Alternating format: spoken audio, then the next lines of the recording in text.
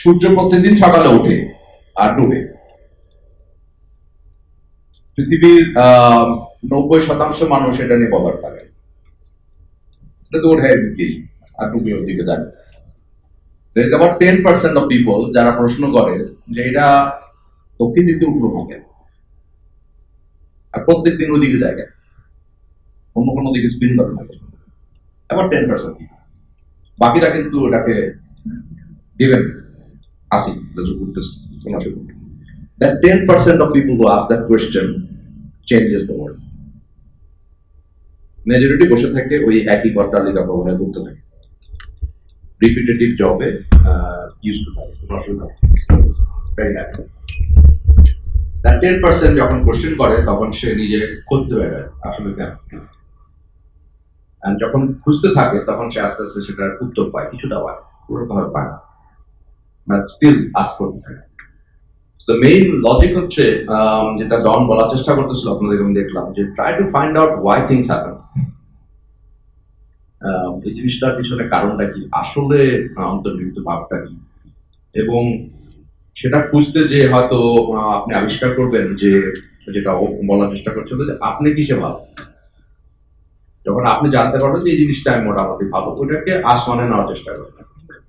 আর যে উইকনেসের কথা বলে যে আপনার ক্যারিয়ার ডেভেলপমেন্ট প্ল্যান থাকে, আপনার এরিয়াস অফ ডেভেলপমেন্ট এই সেই, ওটা নিয়ে আপনার যতই কষ্টতে থাকেন ওটা ওয়ার্ল্ড ক্লাস হবে না। আর ওটার পিছনে যত সময় দিবেন তত ফ্রাস্ট্রেটেড হতে থাকবেন।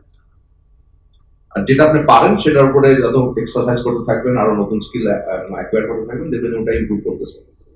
আপনি জিজ্ঞেস করেন যে আপনি ভালো করছেন কেমনে, আপনি তো খুব সাধারণ একটা ঘরের মানুষ, বাবা সরকারি চাকরি করতো, মা স্কুলে পড়াতো, 4 ভাইয়ের সবচাইতে ছোট আমি, এবং বাবা মা মোটামুটি 3টা মানুষ করার পরে মোটামুটি হাল ছেড়ে দিয়েছিল প্রায়।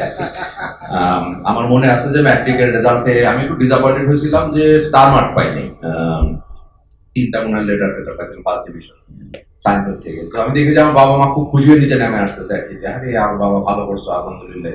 আমি নিজে কিন্তু একটু ডিসঅ্যাপয়েন্টেড ছিলাম। আমি দেখলাম যে এক্সপেকটেশন ম্যানেজমেন্ট ভালোই করছি। তো দ্য মেইন ঘটনা হচ্ছে যে মানে শুরু থেকে বের করার চেষ্টা করা যে আসলে নিজে কি ভালো। আমি যে শুরু থেকে সব দায়িত্ব রেখেছি তেমনও না। অ্যাজ উই গেট লং সেগুলোতে আস্তে আস্তে জানতে পারবেন যে আপনার কোনটা ভালো। আসলে নিজেকে Discovery is a long process, এখন পর্যন্ত শিখে যাচ্ছি। অ্যাম্বিশন থাকাটা খুব জরুরি। অ্যাম্বিশনটা এমন হতে হবে যেটা মানে যাওয়া যায় এতটুকুর মধ্যে। আপনি একবারে অ্যাম্বিশন কিন্তু বানান না যে কোম্পানিতে ঢুকে ভাবছি এমবিও, এরকম অ্যাম্বিশন কখনো ছিল না। অ্যাম্বিশন খুব সিম্পল ছিল, কোম্পানিতে জয়েন করতে পারছি, আচ্ছা ভালো কথাটা, ব্রিটিশ আমেরিকান টোবাকো অনেক নাম করা কোম্পানি। যদি জিজ্ঞেস করেন ইন্টারভিউ দিতে যাওয়ার আগে জানতাম না বিডিসি কি জিনিস। হ্যাঁ, ব্রিটিশ না বাংলাদেশ এটা শিওর ছিল, তবে অ্যাম্বিশন ছিল একটা বড় সড়ো কোম্পানিতে চাকরি করবো। তো চাকরি পাওয়ার পরে প্রথম একজন জিজ্ঞেস করতেছিল যে আপনার অ্যাম্বিশন কি ছিল, আপনার শুরু থেকে কি ছিল। আমার অ্যাম্বিশন ছিল যে গ্রেড 34 মানে একটা এরিয়া ম্যানেজার হবো, এরিয়া ম্যানেজার হয়ে এটা বিয়ে শাদী করবো। এর পর্যন্তই অ্যাম্বিশন ছিল, মানে এক লেভেল। আপনি যদি জিজ্ঞেস করেন স্কুলে থাকতে আগে এই জিনিসটা আমি শিখছি করছি, এই জিনিসটা শিখছি আমি আম্মার কাছ থেকে। আমার আম্মা আমাকে খুব ক্লিয়ারলি বলছে যে একটা চান্স থাকবে, অ্যাম্বিশন রাখবো বাবা। হ্যাঁ, প্রথমে সেন্ট জোসেফ স্কুল, তারপরে বলছে যাচ্ছে ঢাকা কলেজ মানে নরড্যাম, এই দুইটা পড়তে হবে, দুইটার একটা। নরড্যামে চান্স পাইনি, তারপরে খুব খারাপ অবস্থা, ম্যাট্রিকে যত না পড়ছি তার থেকে বেশি পড়ছি মনে হয় ঢাকা কলেজে এনশিওর করার জন্য, বাট এনশিওর করেছি। দেন ছিল যে ঢাকা ইউনিভার্সিটি বা বিদেশে পড়তে যাওয়ার জন্য। আমি কিন্তু সারা ইন্টারমিডিয়েট সময় পড়েছি বিদেশে যাওয়ার জন্য, যে কিভাবে আমেরিকায় পড়তে চললো। ছাত্র অত ভালো ছিলাম না, চান্স পেয়েছি কিন্তু স্কলারশিপ পাইনি। আমি বললাম যে বাবার 4র্থ সন্তান, 2 ভাই কিন্তু আমেরিকায় গেছে, 1 ভাই দেশে আছে।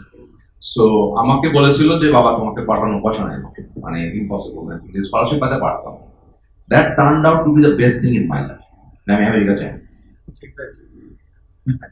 আমেরিকা যেতে পারি না। ওই সময় কিন্তু আমার সবচেয়ে বড় ডিসঅ্যাপয়েন্টমেন্ট ছিল আমার লাইফে, যে সব বন্ধুরা চলে গেল, আমি একা আটকে গেলাম, আমি কি করবো। ওইটার ফল আউট হিসাবে আইবিএ তে চান্স পেয়েছিলাম। আইবিএ তে স্যার করেছেন এমবিএ, আমরা করছি বিবিএ ফার্স্ট ব্যাচ, এটা প্রথম খুলছে, কেউ জানেন না। এখানেও I thank my father, because সেও একটা জিনিস বলেছিল, আমি ইকোনমিক্সে চান্স পেয়েছিলাম ঢাকা ইউনিভার্সিটিতে, আমাকে বলছে যে না তুমি এটা পড়ো, এই সাবজেক্টটা নতুন। চান্স দিতে হবে কিন্তু life, you have to grab something new. গড্ডালিকা প্রবাহ থাকলে কিন্তু সেমি জিনিস আসবে। বাট আমরা বিবিএ পাস করার পরে ওটা এখন গড্ডালিকা প্রবাহ হয়ে গেছে আমার ধারণা, টু মেনি বিবিএস না। যখন আস্তে আস্তে আগানো যায় তখন কিন্তু ক্লিয়ার হতে থাকে জিনিসটা, হরাইজনটা। আপনি জিজ্ঞেস করেন যে ম্যানেজিং ডাইরেক্টর বিএডি হওয়ার অ্যাম্বিশন বা অ্যাসপিরেশন কবে পেয়েছি, সেটা নিউজিল্যান্ডে বসে। আমি কিন্তু নিউজিল্যান্ডে পোস্টিং আমি নিজেও চাই নাই, জানতামও না। আই জাস্ট ট্রাই, এখানে ভালো মতো কাজ করেছি। ওখান থেকে আমাকে পোস্টিংটা দেওয়া হয়েছিল যে যখন আমি যাই নিউজিল্যান্ডে, আমি সবসময় মনে করেছিলাম যে উন্নত বিশ্বে যাচ্ছি, অনেক কিছু শিখে আসবো। ল্যান্ড করার 3 মাসের মাথায় আমি বুঝতে পারলাম যে ওরাও অনেক কিছু জানে না যেটা আমি জানি, আমার এক্সপিরিয়েন্সের কারণে। আমাদের ধারণায় থাকে যে ওরা সবচেয়ে কিছু ভালো, আসলে ওরা ভালো না। হ্যাঁ, ওদেরও ভালো কিছু আছে যেটা আমি শিখতে পারবো। So it's a equal learning experience. যদি ধরেই নেই যে ওরা ভালো, আমাদের ক্রিকেট টিম যখন যায় ধরেই নেই যে এই 𝗚𝗏 পিচে খেলতে পারবো না, তখন হারিয়ে আসবে। You have to assume that আমি আরো কিছু আছে ডিফারেন্ট ভাবে খেলা যাবে। সো ওইখানে একজন লোক আমাকে বলেছিলেন যে, আমার বস ছিলেন উনি, উইলিয়াম টো। সে আমাকে বলেছিলেন যে সে মালয়েশিয়ার এমডি হতে চায়। মালয়েশিয়া বিএডিতে যে অপারেশন আছে সেখানে মালয়েশিয়ার এমডি হবে। তো সে একটা অ্যাসপিরেশন রেখেছিল, সে বলছে যে আমি এটা করে শেষ করতে চাই। And that was his aspiration. ওখান থেকে আমি অ্যাসপিরেশনটা পেয়েছি। তখন আমি চিন্তা করা শুরু করছি কিভাবে করা যেতে পারে জিনিসটা। And then you ask around, মানুষকে বোঝার চেষ্টা করো। যখন জানলাম যে আমার সারা ক্যারিয়ার ছিল মার্কেটিং দিয়ে, এখন মার্কেটিং থেকে আমি অন্য ফাংশনে কিভাবে বোঝার চেষ্টা করবো, একজন এমডি হতে তো সারা ফাংশন বুঝতে পারবো।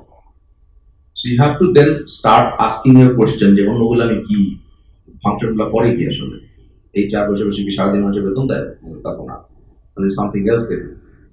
সো যে জিনিসটাকে খুব সিম্পল ভাবে বোঝার চেষ্টা করেছিলাম যে একটা গাছ যেভাবে বড় হয় ঠিক সেরকমই জিনিসটা। গাছের কিন্তু কাণ্ডটা সবচেয়ে শক্ত, ওটা হচ্ছে যে ডিসিপ্লিনে আপনি বড় হচ্ছেন organisation, sales, marketing, finance, HR, যেটাই হতে পারে, ওই কাণ্ডটা আপনার সবচেয়ে শক্ত হতে হবে, ওর উপর বল করে আপনার দাঁড়াবে। As you have achieved a position on that, তারপরে আপনার ব্রাঞ্চ আউট করতে হবে। একটা গাছের ডাল কখনো কাণ্ড থেকে শক্ত না। So don't try to be an HR expert, being a marketing professional or a operations expert. But কিছু জানতে হবে যে ওটা কি জিনিস। যখন আপনি জানতে পারবেন তখন আপনার গাছটা বড় হবে, আপনার ডালগুলো অনেক প্রসারিত হবে এবং দেখতে সুন্দর লাগবে, মায়ের জমি গাছে ফুল ধরবে। সুতরাং সব ফাংশন সম্বন্ধে কিছু জানতে হবে আপনাকে। ওই ইনক্লুসিভনেস তো থাকতে হবে যে সূর্যটা কেন ওঠে, এদিক থেকে।